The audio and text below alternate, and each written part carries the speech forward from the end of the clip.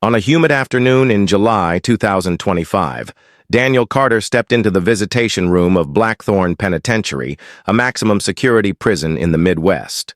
The room was stark, with cold concrete walls and rows of metal tables bolted to the floor, reminiscent of a sterile cafeteria. Guards stood rigid along the walls, their eyes scanning the room with a mix of vigilance and unease. Daniel's heart pounded as he approached a table where a gaunt, bruised inmate sat waiting. The man's face was a map of cuts and shadows, his eyes hollow, a bandage wrapped tightly around his knuckles. Daniel was there to meet this prisoner, a man who claimed to know what happened to his son, Ethan, who had vanished during a violent prison riot 2 weeks earlier. Blackthorn had been in chaos, the riot dominating local news. A gang led by a notorious inmate, Marcus Reaper Kane, had overpowered the guards, holding the prison for nearly 10 days.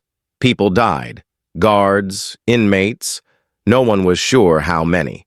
The authorities had only just regained control, and Daniel, a widower and factory worker, had been calling everyone, warden, police, even the governor's office, desperate for answers about Ethan, who was serving a 3-year sentence for burglary.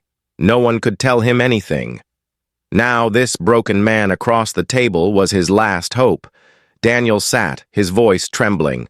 "Please tell me where my son is."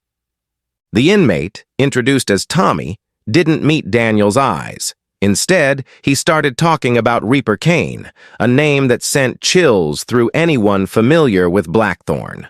Kane was a lifer, convicted of multiple homicides, his reputation built on fear. During the riot, he'd seized control, turning the prison into his personal fiefdom. Tommy's voice was low, raspy, as he described how Kane's gang enforced order with brutal efficiency. Food, water, even medicine. Kane controlled it all.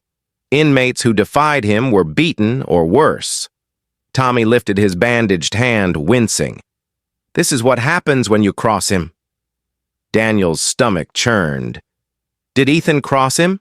Is that why he's gone?" Tommy shook his head, his gaze dropping to the table. "It's worse than that, man. I'm sorry."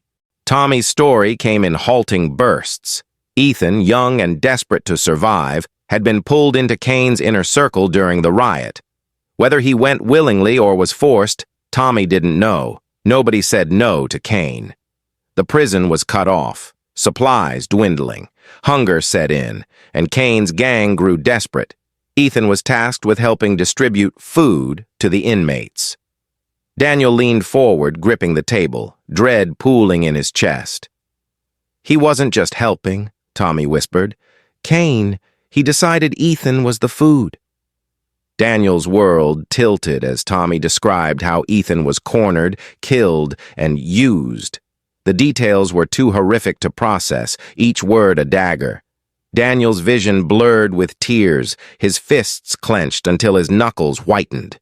Daniel stumbled out of the prison, the world a haze. He couldn't go home, couldn't face Ethan's empty room. Instead, he went to a local news station, his grief fueling a raw, public outcry. Standing before cameras, voice breaking, he told the world about Ethan, about Kane, about the nightmare inside Blackthorn.